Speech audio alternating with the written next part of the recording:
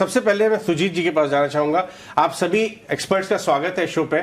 सुजीत जी, ये new tax regime और old tax regime का जो मामला है, हालांकि सरकार ने कुछ साल पहले ऑप्शन दिया था, लेकिन जो नए मिलेनियल्स हैं, नेक्स्ट जेन लोग की आमदनी शुरू हो रही है, इनकम शुरू हुई है, वो अभी भी फैसला नहीं कर पाते हैं ठीक से कि न्यू टैक्स रिजीम की तरह जाया जाए, ऑप्ट करें, या ओल्ड टैक्स रिजीम में ही चलते रहने दें। पहले आप एक बेसिक दोनों का डिफरेंस, जो नए लोग जुड़ रहे हैं वर्कफोर्स में, उनके लिए आप बताने से शुरुआत करें। सर देखिए, कंफ्यूजन तो है, वो आपने सही बोला, और हमारा भी एक्सपीरियंस ये है कि लोग समझ में नहीं, मतलब लोगों को समझ में नहीं आ रहा कि कौन सा रेजिम ले, क्या ले, बहुत कंफ्यूजन प्रिवेलेंट हो रहा है। बट सबसे पहले एक मिनट में हम ये समझते हैं कि न्यू और ओल्ड में बेसिक डिफरेंस क्या है, और जिसको हम बोलते हैं ना इंटेंट ऑफ लेजिस्लेशन, जो वो न्यू रेजिम लाने का रियल इंटेंट क्या था, रियल पर्पज क्या था। तो सबसे पहले टैक्स सेविंग का ऑप्शन ऐसा होता था कि आप कोई इन्वेस्टमेंट करो, कोई टैक्स सेविंग इन्वेस्टमेंट करो, टैक्स सेविंग एक्सपेंडिचर करो, जिसके ऊपर आप डिडक्शन क्लेम करोगे और टैक्स आप बचाओगे। बट आप फरवरी 2020 के बजट में honourable finance minister Nirmala Sitharaman madam ने न्यू टैक्स रेजिम लाया। न्यू टैक्स रेजिम का सबसे पहला बेसिक हिडन पर्पज ये था कि कंजम्पशन को एक बूस्ट देना, इकोनॉमी के कंजम्पशन को बूस्ट देना। तो इसलिए एक ऑप्शन उन्होंने लोगों के सामने रखा कि आपको टैक्स सेविंग इन्वेस्ट नहीं करना, क्योंकि इन्वेस्ट करोगे तो आपका डिस्पोजेबल कैश स्पेंड हो जाएगा। तो आप न्यू टैक्स रेजिम ले लो, जिससे आप कम टैक्स रेट्स आपको मिलेंगे और आपको टैक्स सेविंग में कोई इन्वेस्टमेंट नहीं करने की पड़ेगी। जैसे अगर मेरा एक्स रुपीज मेरा इनकम है, एनुअल इनकम है, तो एक्स रुपीज में से मेरा जीरो आउटगो होगा फॉर टैक्स सेविंग पर्पज, फिर भी मैं टैक्स सेव कर सकता हूं क्योंकि मुझे लोअर रेट्स मिलेंगे। अगर मुझे कॉन्शियसली कैश स्पेंड करना है टैक्स सेविंग पे, तो मेरे पास ओल्ड रेजिम है, तो मैं XYZ, ATC, ATD, ATE सब में इन्वेस्ट करके मैं टैक्स सेव कर सकता हूं। ये बेसिक उन दोनों में बहुत बढ़िया, आपने बहुत सरलता से ये बात समझाई। बहुत बहुत शुक्रिया इसके लिए। मैं रूंगटा जी के पास जाऊंगा। पूजा, आपको बताऊं एक बात, रूंगटा जी एक बहुत ही अलग किस्म के एक्सपर्ट हैं, क्योंकि टैक्स के मामलों में तो खैर वो मदद करते हैं, लेकिन इन्वेस्टमेंट्स और टैक्स और इन्वेस्टमेंट जो है उनका चोली दामन का साथ होता है, अगर आप देखिए तो रूंगटा जी, मैं आपके पास आऊंगा इसी मुद्दे को, ये न्यू टैक्स रजीम और ओल्ड टैक्स रजीम को थोड़ा आगे लेके जाऊंगा इस डायरेक्शन से कि आज मान लीजिए आज का भारत युवा है, 75% पॉपुलेशन आज भारत की विश्व का सबसे युवा देश है, अंडर 35 है। लेकिन इन्वेस्टमेंट्स में अगर मैं टैक्स पे एक नजर रखूं, इन्वेस्टमेंट्स की दुनिया में हम अपने आज को हम सैक्रिफाइस करते हैं ताकि हमारा कल उज्जवल हो सके। तो ये जो बात बांगर जी ने बताई कि कंजम्पशन की सरकार ने ये बात की, बिल्कुल, लेकिन एक इन्वेस्टर और सेवर के नतीजे के नजरिए से मैं देखूं तो क्या मुझे ओल्ड टैक्स रेजिम की तरफ ही जाना चाहिए? टैक्स से बचेगा, एक फोर्स सेविंग भी हो जाएगी और कल का जो है हिसाब किताब भी बेटर हो जाएगा भविष्य का।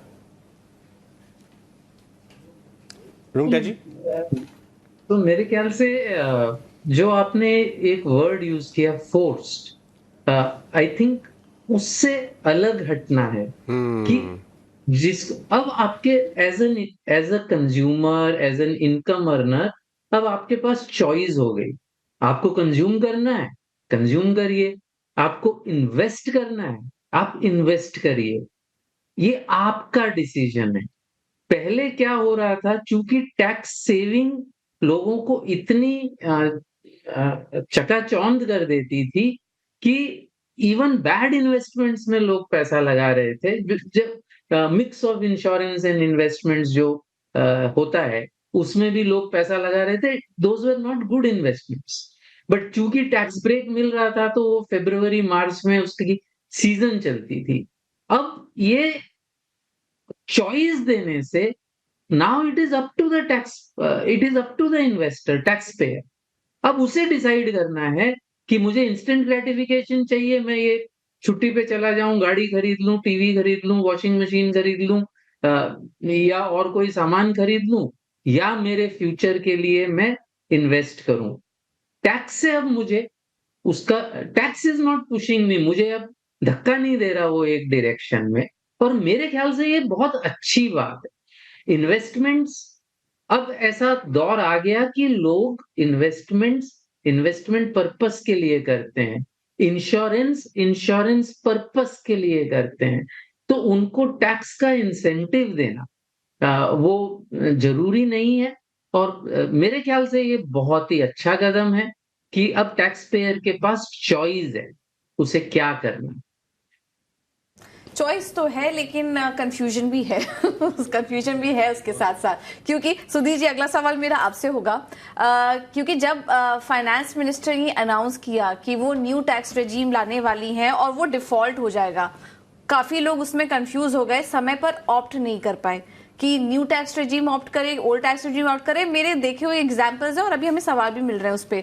तो जिन लोगों ने ये गलती कर दी, सपोज जब ये अनाउंसमेंट हुई और उस समय उन्होंने ओल्ड टैक्स रेजीम वो ऑप्ट नहीं कर पाए और न्यू टैक्स रेजीम में चले गए, अब उनके लिए क्या ऑप्शन है? पूजा, इसमें अभी जो हमारे साथ जो पैनलिस्ट हैं, मैं पहले तो उनके साथ अपने आप को शामिल करने के लिए धन्यवाद करता हूं, क्योंकि रुंगटा जी को हम देखते आए हैं काफी समय से और मुझे मौका मिल रहा है, तो ये बहुत अच्छा सौभाग्य है मेरा। मैं ये कहना चाहता हूं, और बांगड़ा जी ने जो राय दी मैं उनके साथ एक सहमत हूं कि कंजम्पशन बढ़ाने के लिए किया था। देखो, नियत को समझना होता है, नीति जब बनती है उसके पीछे एक नियत भी होती है, किस नियत से कोई काम किया जा रहा है। ये जो इंटेंशन है और ये जो पॉलिसी मेकर्स हैं, ये बहुत ही, मैं कहूंगा, गजब के हैं। हम लोगों से ज्यादा डाटा है, हम जो लोगों से ज्यादा इंसाइट है, इसलिए उसको गलत समझ करके नहीं चलना चाहिए, बल्कि उसको ज्यादा समझ लेना चाहिए कि हमारे लिए कहाँ फायदा है। तो इसको कंपेयर करने के लिए हम हमेशा कहते हैं, आपका जो भी सिचुएशन है उसको कंपेयर करो, दोनों रेजिम में टैक्स को कंपेयर करो। और जहां तक रुंगटा जी का एक ये था कि भाई लोगों को फोर्स नहीं करना चाहिए, सर, जैसे कभी कभी नालायक बच्चों को हमें माँ बाप के लिए होता है ना, फोर्स करके ही उनको हम उनका करियर या उनकी लाइफ बेटर कर सकते हैं। हमारे यहाँ भी फाइनेंशियल लिटरेसी इतनी नहीं है, नया नया पैसा बच्चों के हाथ में आया है, और जो पुरानी जनरेशन थी वो तो शायद बचा लेती थी, और यहाँ पर बचत का एक ये फोर्स तरीका तो था, पर शायद इसमें थोड़ी बहुत जो भी मिस सेलिंग थी उसको करेक्ट कर रही थी सरकार। तो मेरी राय तो ये है कि इसमें ओल्ड टैक्स रिजीम में कहीं ना कहीं हम अपने फ्यूचर को सेफ गार्ड कर रहे थे, चाहे वो मेडिकल था, चाहे वो टर्म इंश्योरेंस था, चाहे वो परक्विजिट्स में हमारे जो भी बेनिफिट्स मिले हुए थे वो ज्यादा फायदेमंद थे। हाँ, न्यू टैक्स रिजीम में एक और फायदा है, जो बिजनेसमैन है, जो बिजनेस क्लास है, उसको इन्होंने फायदा कैसे पहुंचाया, ईज ऑफ बिजनेस। अब आपको एम्प्लॉयज से ज्यादा कुछ सरदर्दी नहीं है, डॉक्यूमेंट नहीं लेने हैं, कोई प्रूफ वेरिफिकेशन नहीं है, तो दे हैव सेव्ड, कहते हैं ना, ईज ऑफ बिजनेस। उस डायरेक्शन में ये एक अच्छा कदम है। तो लेकिन फिर भी मैं अब एक इंडिविजुअल एम्प्लॉय को कहूंगा, ये जिम्मेदारी अपने ऊपर है। जिस तरह गब्बर को गब्बर ही बचा सकता था उसके भय से, तो आपको भी आप खुद ही बचा सकते हो। दोनों रेजिम में कंपेयर करो और उसके बाद ही फैसला लो। अब जिन्होंने बाय डिफॉल्ट वर्ड को नहीं समझा, टेक्निकल वर्ड था कि बाय डिफॉल्ट पहले जो है वो ओल्ड टैक्स रेजिम रहेगा, लेकिन इस साल से वो न्यू टैक्स रेजिम हो गया, उनके पास ऑप्शन ये है कि वो अपनी टैक्स सेविंग जारी रखें और अपनी टैक्स प्लानिंग है इसको क्लेम करें, जो भी टैक्स सेविंग है वो अपनी रिटर्न फाइलिंग के समय, ये ऑप्शन आपके पास आज भी है, तो उसको छोड़े नहीं। लेकिन जिन्होंने नहीं की है और कोई टैक्स प्लानिंग और न्यू टैक्स रेजिम में, अब उनको कोई ज्यादा परेशान होने की जरूरत नहीं है, जो भी, क्योंकि टैक्स स्लैब्स ऑलरेडी कम है, तो उसको जितना भी बचता है टैक्स उससे ही खुश रहें और अपना कंजम्पशन का ही आनंद लें।